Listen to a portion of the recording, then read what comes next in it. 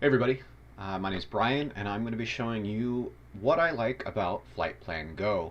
For those of you who may or may not know, it is an alternative to paid electronic flight bags like ForeFlight, and it has many of the same features that people know and love about paid services like ForeFlight in a free and easy to use option that is available for both Android and, as I'll be showing you, on iOS. And it's a great alternative because it's free, but not only that, it is still feature rich. There are many things in FltPlan Go, like geo-referenced plates, that are only available on higher tiered subscriptions of a product like ForeFlight. So for those of you who are interested in that, stick around. We'll also be showing you how to sync this up with your flight sim if it's somebody who wants to use this in order to help them out with programs like VATSIM, Microsoft Flight Simulator, Xplane. This will also help you download your maps and sync it up with the simulator in order to help you navigate better in the sim world. Or if you're training for IFR or private pilot's license or something to that effect, you can use it in the sim and practice approaches for much less than having to pay real world aircraft costs while you're getting proficient. So let's get into it. All right, when you first open FltPlan Go, you're going to be greeted with the downloads page. This is where you want to start, and if you're not on there already, sometimes you have to open up the sidebar on the left, and then you'll go to downloads. That'll bring up this page here that we're looking at, and you're going to start off with maps. Now, as you can see, I've got a bunch of current maps downloaded, but for you, this will be the first time doing it. So what you'll want to do is start out with sectionals.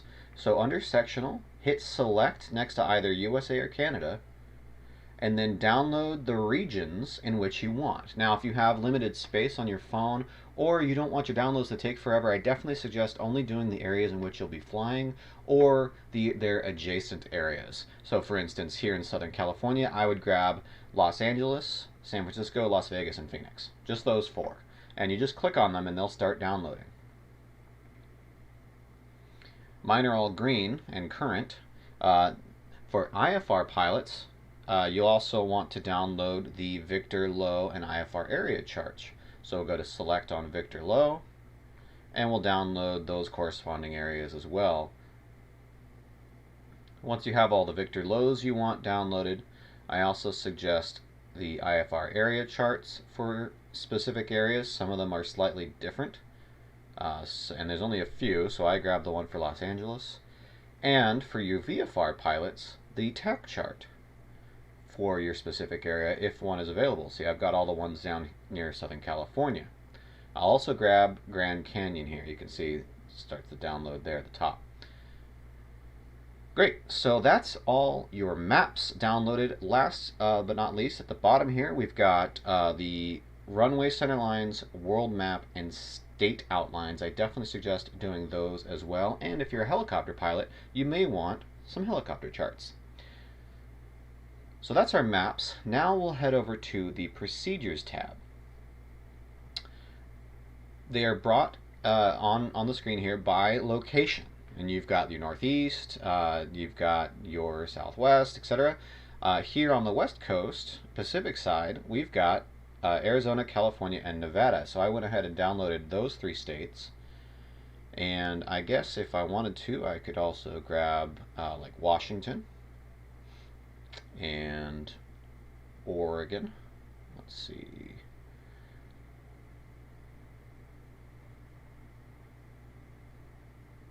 And we'll grab BC and Canada as well, just to be thorough, all the way up the West Coast.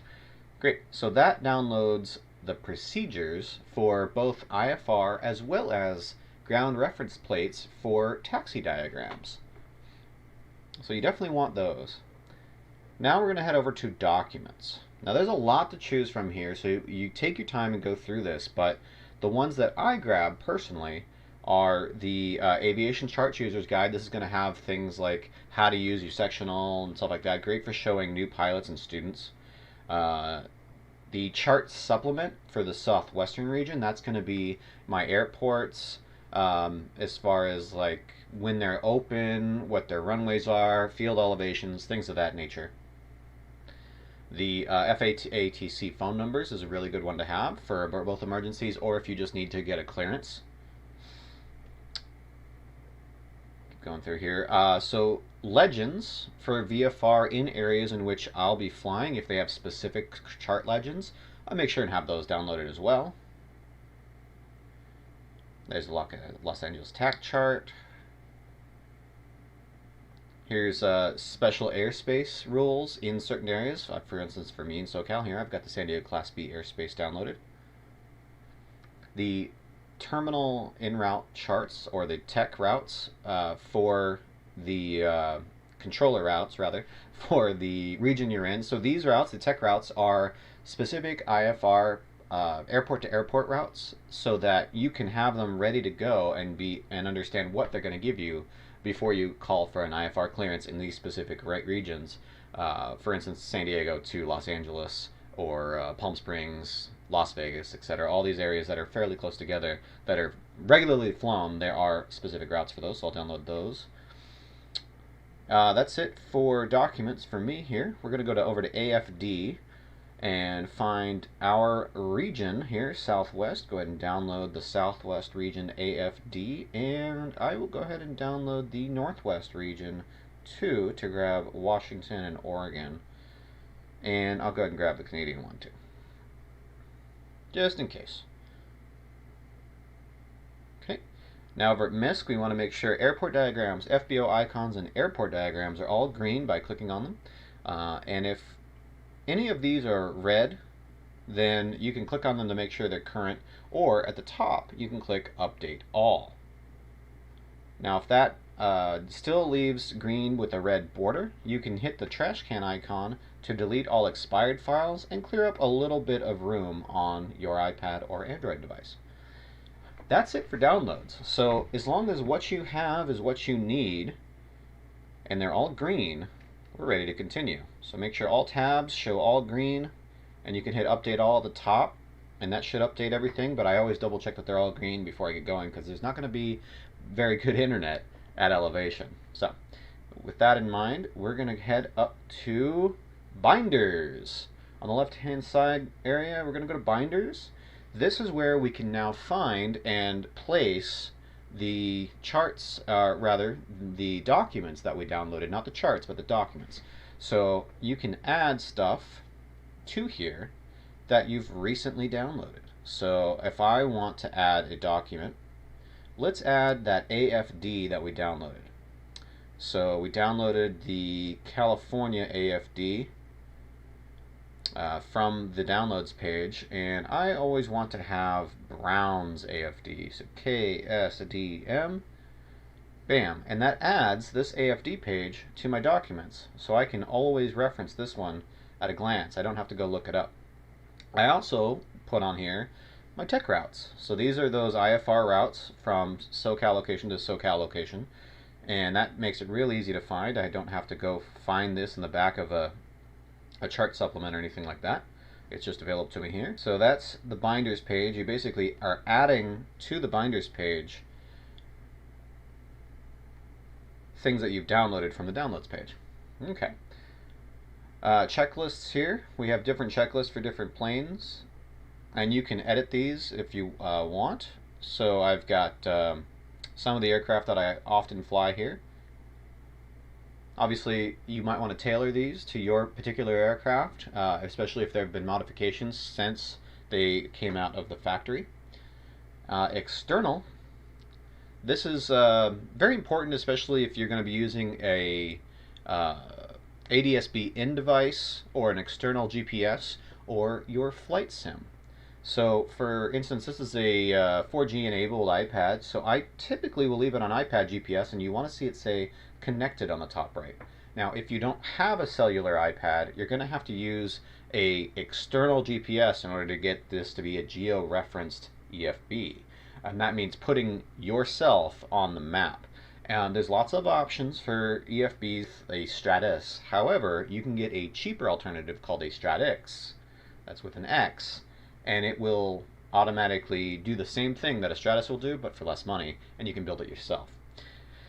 Alternatively, if you're doing this from home and you're trying to use a flight sim with it, that's going to be at the bottom here, either Xplane, Flight Simulator, or Prepared, and it'll work with any of those three. FSX tab here will also work for Flight Sim 2020. And we'll show you how to do that towards the end of the video when we talk more about flight simulators in FltPlan Go. Nav logs here, that basically just takes you to the website. Don't expect that to always work when it comes to loading this page because it references the website. So we're going to skip that one for now. And what we're all here for, the maps page. So when you first load up the map, assuming we've got it on a GPS that signal that works here, so I'll switch back to the iPad GPS. There we are, sitting at home, and we have all sorts of different layers we can apply. So we'll go over that from the top. We've got layers, and right now we're on the TAC map, and we're showing airports and fuel prices. So that's where we are. We want to be on downloaded only is on. So we can click that to only show downloaded maps, because obviously when we're in the air we don't want to be trying to use cell service.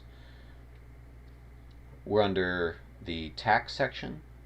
The airport checkbox is checked, and what that means with the airport checkbox, all these green and blue checkbox little guys here are the different airports, and when we zoom out we can see them at a glance. And if I click on a specific airport with my finger, we'll click on this little guy right here, Borrego Valley. It brings up a nice little menu here where we can view what runways it has, 08 and 26. We've got view airport, and that shows us more interesting stuff about the airport, like if they have fuel, what procedures they might have, and if they're downloaded or not. These are all downloaded because they have checkbox, because we made sure and updated our downloads before we started. What FBOs are on the field. Borrego Springs Airport FBO with their phone number. What their runway height is, what their CTAF frequencies are, how long their runways are, etc. And you can open up their AFD right here and get that information this way as well. So going back to maps, let's take a look at some of the other layers we can put on here. So right now we're on the TAC layer, so that's going to give us our most detailed layer, and I'm just using two fingers to pinch and zoom to open up the map a little bit bigger. For instance, here in San Diego, if I want to fly the VFR corridor over the bay, and I want to know, okay, well, what are the altitudes and frequencies and stuff to do that, I'll be in the TAC view, as I am, and I'll find this note, which is also on if you had the paper chart, and that tells us how to fly that route, and that's only available on the TAC view. Now if we switch to sectional, which is a wider view but less detailed, so we'll go to layers, sectionals, very similar, but as you can see, small details like that route there are now gone because it would be too cluttering for a wide area view like this. But this sectional map is much larger. So there you go. So that's your sectional and TAC maps for VFR flying. Now you might be looking at some of my airports here, and some of them have blue dots, some of them have green dots. Well, what's that about? Well, if we go up at the top under METARs, and there's a checkbox here for show METAR layers, that shows you at a glance whether a airport is marginal VFR, VFR, IFR, or low IFR. So right now, over North San Diego County, Montgomery, Miramar, Palomar, they're all marginal VFR. So we're waiting for that to burn off before we can go up and do any pattern work. But San Diego, Brown, North Island, they're all showing VFR. So it gives you a really good at a glance. As well as METAR layers, you can also do cloud layers. So we can have our barren weather. Now this does require an internet connection, so it's not going to be as up to date when you're in the air, but it is a good way to get it, again, at a glance. And we can refresh that barren weather, and we can have US radar. Okay, great. We can turn on surface analytics, or lightning, or infrared satellite. And if we look around the US now, we should be able to find, there's lightning strikes here. There's our radar return, areas in which we wouldn't want to be flying necessarily today. Oh, and look at that. There's even our areas of high and low pressure, all for free. Convective activity, here's a, looks like more than likely a sigmet. And if we click on that sigmet, aha, convective sigmet. There we go. Tells you where it is, what the severity is, what the tops are, and where it's located visually on the iPad. So definitely wouldn't be flying near there. So that is, at a glance, weather. And you want to poke around this a little bit more than this, but that's weather. Sigmets can be turned on or off up there. Weather can be turned off. I'll go ahead and turn that off for now just to declutter it. Winds, you can do wind speed and what altitude you want the wind barbs to be at. So if you zoom out, you got the wind barbs. If you zoom in, it gets rid of them. But there's all the winds, so we'll turn that off to declutter. That's pretty useful. Alrighty, so the layers I leave on are the METAR layers. I like the greens, the blues, and the reds. And obviously what map I want. Right now I'm sectional. So let's go ahead and make a flight plan here on the sectional. I want to go from brown to Hemet. So we'll go edit, clear out whatever's in there, and we'll do brown field, KSDM, space, KHMT. Now if you're doing this on the Android version, you may or may not get the little blue bubbles which you can drag around the screen.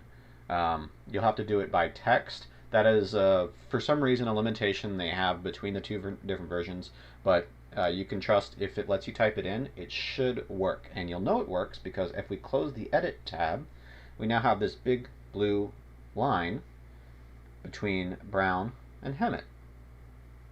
Also, what you're seeing on the screen as I zoom in and out around my current location are the range circles. This is going to be our version of the two-finger range check on ForeFlight, and it's from your location. So I am currently just over 60 nautical miles from Hemet. You can turn those on or off depending on your screen size. Like when I'm on my phone, I usually have them off. Up here on the top left, we've got the cog menu, and uncheck enable range circles, and there they go, they're decluttered. So I'm going to leave those on. The other thing that I like is toggle breadcrumbs here, which is also in the cog menu on the top left, and you can clear that list or whatever, but that's going to show you where you've been during your flight. So if you're doing ground reference maneuvers, for instance turning around a point, or maybe lazy eights or something like that, and you want to see how even your turns have been, or if you've been exactly, you're not getting drifted because of the wind, you can use this as a training aid after the fact to debrief. Pretty useful. Cool. So that's the cog menu. Those are a bunch of useful layers that you can allow or disallow on here. You can go to like departure airport and it'll bring up the departure airport. You can go to arriving airport like that too, or you can do it through the edit menu. The edit menu is where we'll do our flight plans. So back to that. Go back to our TAC layer. Okay, if you see one of these that has one of these VP SSM, so I'll click and hold on the blue and we can drag that around. Let's drag it over to San Miguel. So we'll try that again, San Miguel, bam, and we'll look for that VP SSM, there we go. And we'll try that again with Lake Jennings here.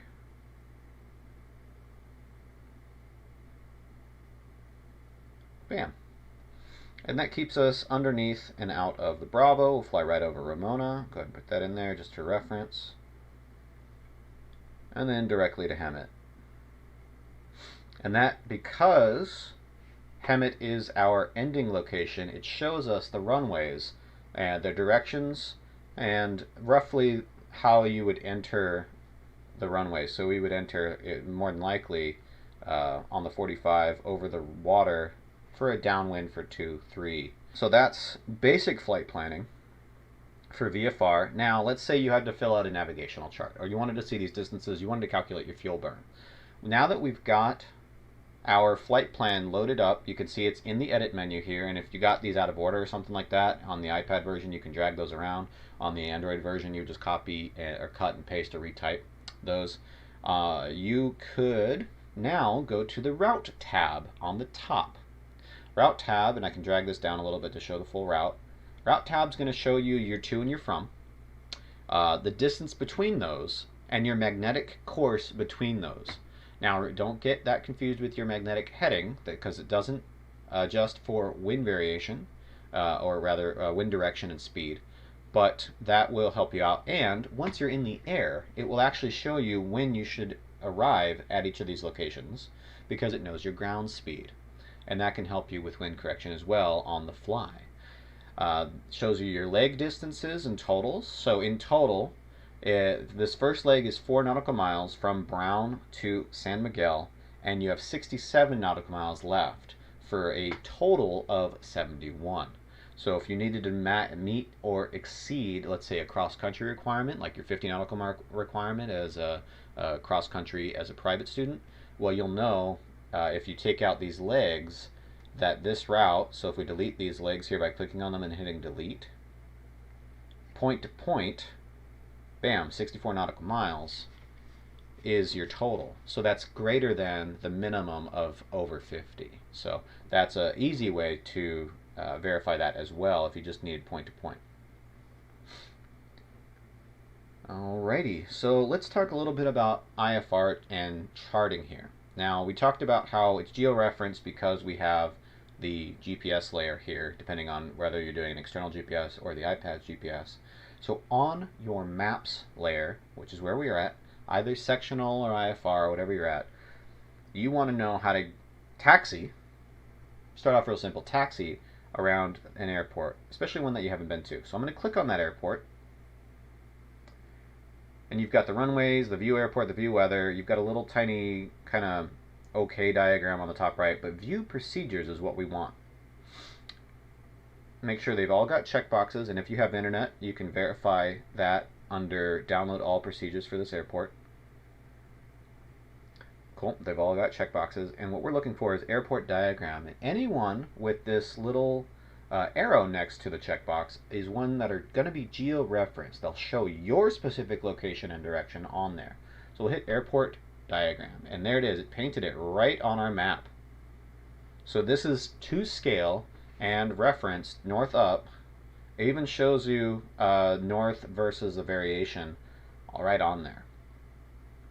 And if we were at the terminal, FBO here, we would know if we were gonna take off on 26 right, we would have terminal Gulf, Gulf to Delta, hold short 26 right.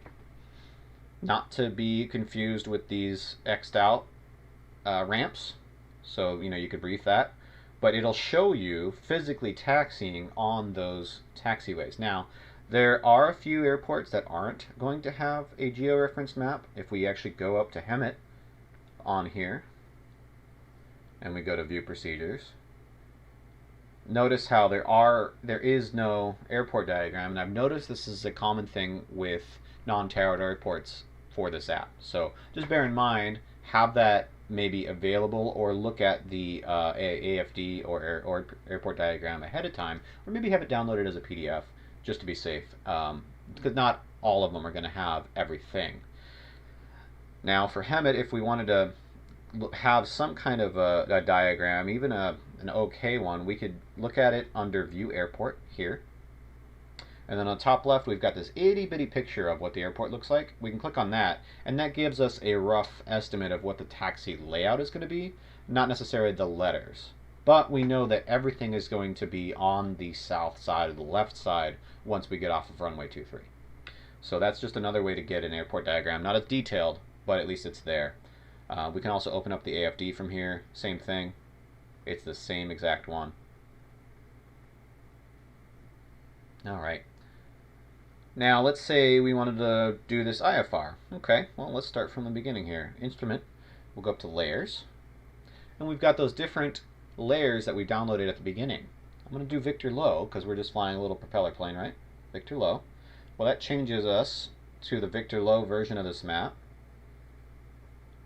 and we would have to do some kind of a tech route to get to Hemet, you know, so you could drag this over to, sometimes you gotta do it more than once.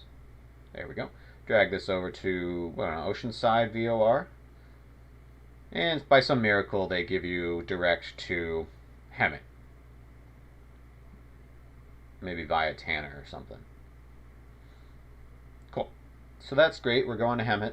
And we need to now land in instrument conditions. So we'll click on Hemet.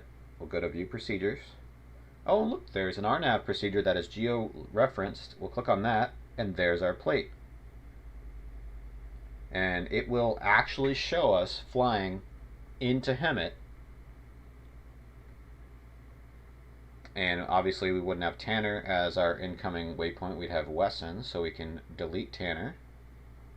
And we can, if you want to type this, you can click on Hemet, insert a waypoint before Hemet, and we can do Wesson, W-E-S-I-N, bam.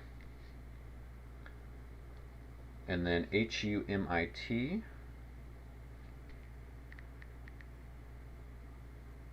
bam. And there we go. So that's our route we'd be flying into Hemet, IFR. And it will show us right on that geo-referenced map. This is to scale with the rest of the map.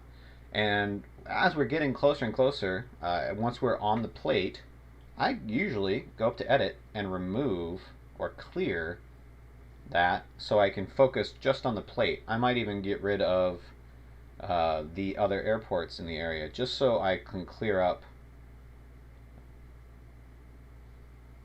the map. And now I've just got the georeferenced plate along with the rest of the map with what will be me drawn on it right into the airport. So that is procedures.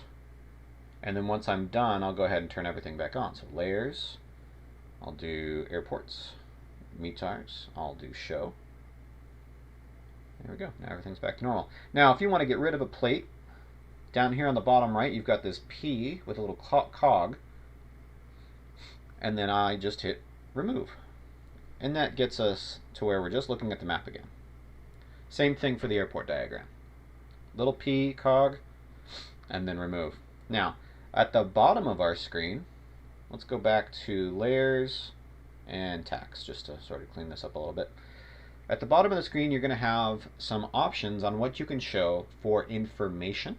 Right now, we've got our accuracy, that's our GPS accuracy, our current GPS altitude, our estimated time en route. If I had a to and a from location, it'll take me to there going by our current ground speed and tell me when we should arrive. Found this to be very accurate. Our current speed in knots, and you can change that, I believe, to whatever speed your airplane uses. If you have an older airplane that uses miles per hour, you might want that instead. Our current magnetic course, and remember that's ground track, and then our distance to destination, which is very nice when they want you to report 8 miles out or 10 miles out. That's great, especially if you have your range circles turned off up here in the cog.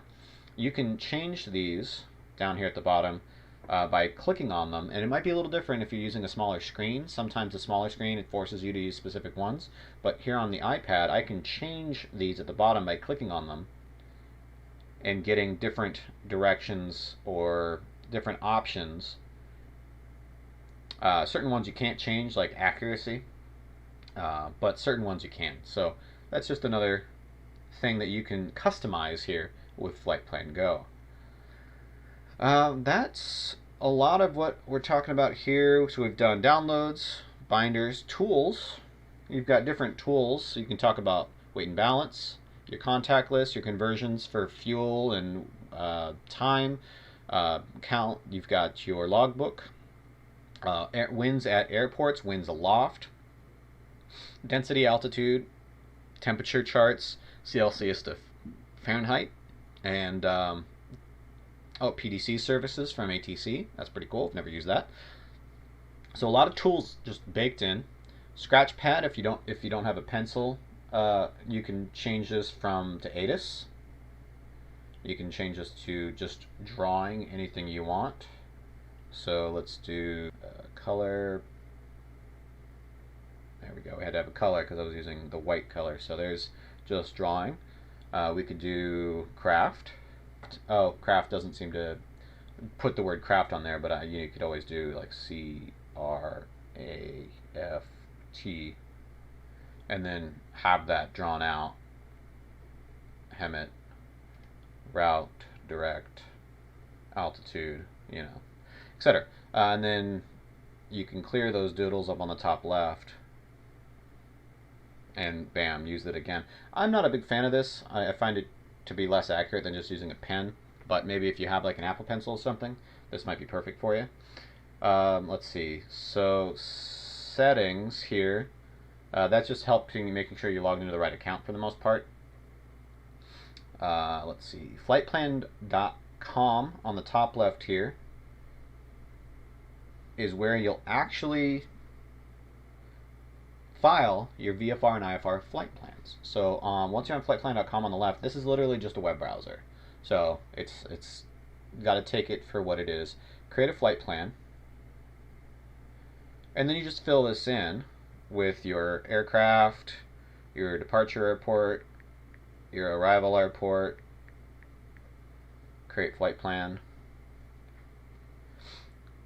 You put in your name, your departure date, your time, your altitude, your speeds, estimated time of departure. Now ETD, that's going to actually be local time.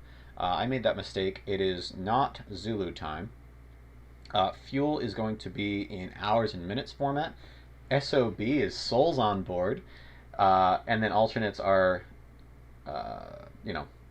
only required if you require one or you'd like to file one. Now, this helps you figure out your route. This is mostly for IFR, but it does show you commonly used routes for those airports, tos, and froms.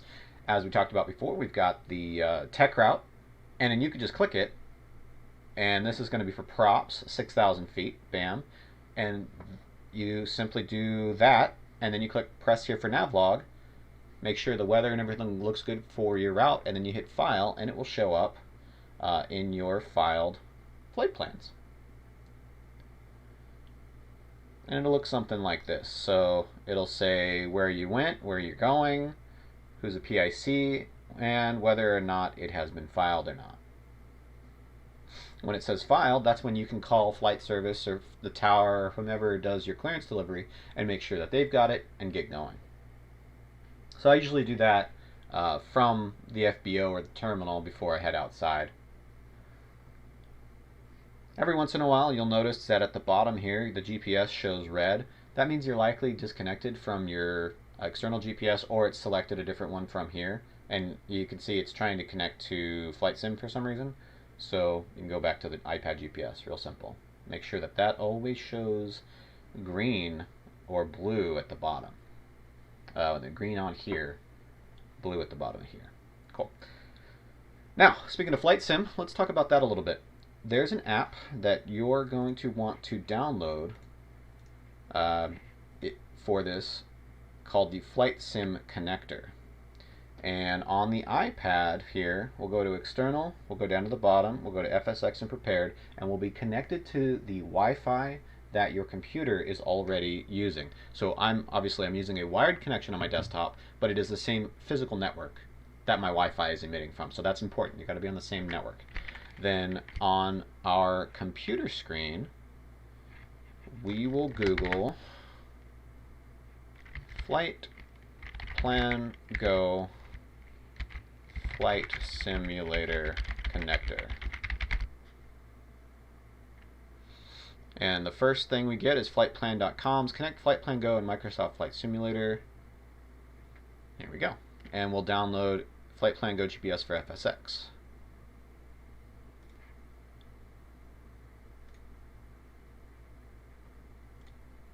Go ahead and install it. Are we using the Steam version? No. close. All right, so now that we've got Flight Simulator open, and we've got our FltPlan Go app open, as well as our iPad on the externals page, we can go ahead and get started. And let's show you that in a little higher detail here. So here's our screen share. And as you can see, I've got FltPlan Go here opened up. If it asks you if you're using the Windows app, say no. That's for Windows mobile phones, and obviously you're probably not using one of those today. So hit no on that, and this should open up, and it should say not connected at the top. Leave it there until you're on the world map. We also want to have our iPad on the externals page, and at the bottom of the externals list we've got FSX and prepared. We want to check that box there. Now, we'll go ahead and go to our starting airport. So we'll just put FltPlan Go connector off to the side. And whether you're in FSX, FltPlan Sim 2020, or Xplane, you're going to want to be physically where you're going to start from before trying to connect to it. Because right now, we don't exist in this world. So we'll go ahead and pick a parking space and hit fly. Now as that loads in, we're physically in the world of Flight Simulator. We can tab back to FltPlan Go connector and hit the connect button at the bottom. This is where it asks us if we're using the Windows mobile app. We'll say no. And it'll say connected at the top. We can go ahead and move that out of the way. We no longer need it. And if we look at our iPad, it now says connected with a nice big green connected thing on the top left. On the top right there. We can go back to our map on our iPad, and if we take a look at where we're parked in game, you can see we're at a parking space, and if we look at the map here on Flight Sim, we're in the exact same parking space. If we open up the procedures for this airport and we look at the airport diagram, it confirms we're right at the FBO that we picked. Pretty cool, and we can use that as if it was our GPS location in real life. So that's pretty much it for connecting FltPlan Go. You would just use it like your normal everyday flight sim or in real life, just like you would, no different from you would use it in the simulator. So it's really good analog for training how to use this EFB to do procedures and landings and things like that for IFR training, especially without having to spend hundreds and hundreds of dollars, especially if you already have a flight sim. You don't necessarily need like this flight sim. You could be doing this on a laptop or something with just a regular joystick, but it's a really good way to brief procedures and things of that nature without having to break the bank on rental fees all the time or CFI fees. Just make sure that you're doing everything by the book. For that reason, I suggest VATSIM, getting in touch with an actual volunteer controller and using your checklists and things of that nature, just like you would in your real plane, to make sure you're in those habits every time. So for instance, on this simulator here, and we can go over this sim a little bit in another video, I've got my outside view here, my Garmin 530 down here, and in the stream here we can show that, and we can use that to navigate, and that'll tie in to hopefully the flight plan that you made on the iPad. So anywho, if you have any questions, feel free to leave them in the comments below, but hopefully that gives you a bit of a deep dive, a good head start on things that I've learned using this EFB compared to just starting from scratch. So thanks for watching, and if you want to learn more about how we set up this flight sim, let us know in the comments and we'll go over that as well. Thanks.